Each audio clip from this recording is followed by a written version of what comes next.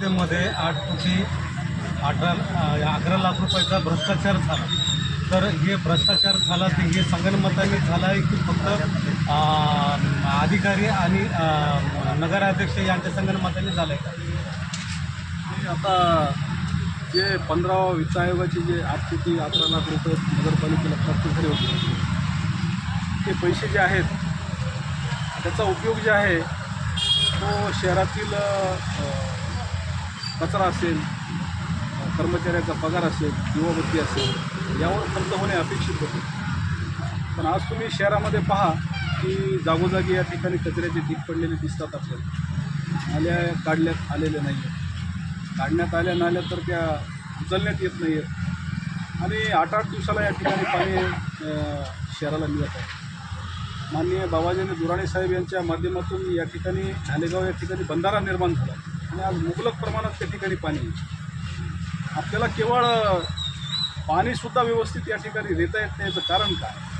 आज शासनाकडून एवढे पैसे निधी प्राप्त झालेला असतानासुद्धा आपल्याला व्यवस्थित त्या ठिकाणी प्रशासनामध्ये काम करता येत नाही, असं या ठिकाणी आमचा आरोप आहे. वेगवेगळ्या माध्यमातून नगरपालिकेला विविध पैसे या ठिकाणी प्राप्त झालेले आहेत. साईबाबा तीर्थक्षेत्राच्या याच्यामध्ये 50 कोटी रुपये या ठिकाणी नगरपालिकेला प्राप्त झाले. रस्ता अनुदानामध्ये 58 लक्ष रुपये या ठिकाणी प्राप्त झाले. मुद्रांक शुल्कामध्ये 16 लक्ष रुपये झाले. आणि घरपट्टी आहे, नळपट्टी आहे, त्यानंतर आठवडी बाजाराचे पैसे आहेत. शहरामध्ये जेवढे फंक्शन हॉल आहेत आपण त्याचं ऑप्शन केलेलं नाही त्या फंक्शन हॉलमध्ये. आणि हे जे उत्पन्न नगरपालिकेला होत आहे ते पैसे नेमके जात आहेत कुठे आणि त्याचा हिशोब त्यांना मागितलेला आहे आणि त्यांनी तो आम्हाला हिशोब द्यायला पाहिजे. म्हाडाच्या योजनेअंतर्गत आमदार साहेब म्हणतायत मी 500 घरांना मंजुरी आहे, बरोबर आहे? नाही, आता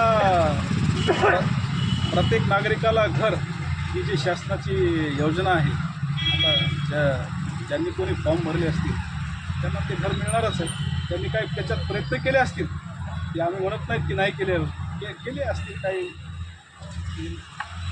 जे साहेबांच्या काळामध्ये जे पाथरीचा विकास झाला, हे गेल्या वर्षामध्ये पाथरीचा विकास झाला नाही, त्याबद्दल काय म्हणतात? तर तुम्ही आता बघू शकतात ना की बाबाजानी साहेबांनी जुनेद भैयांच्या माध्यमातून या शहरामध्ये त्यांनी किती घरकुलं या ठिकाणी आणले. आपण जवळपास 2,500-3,000च्या जवळपास या ठिकाणी त्यावेळेस आपण घरकुल आणले.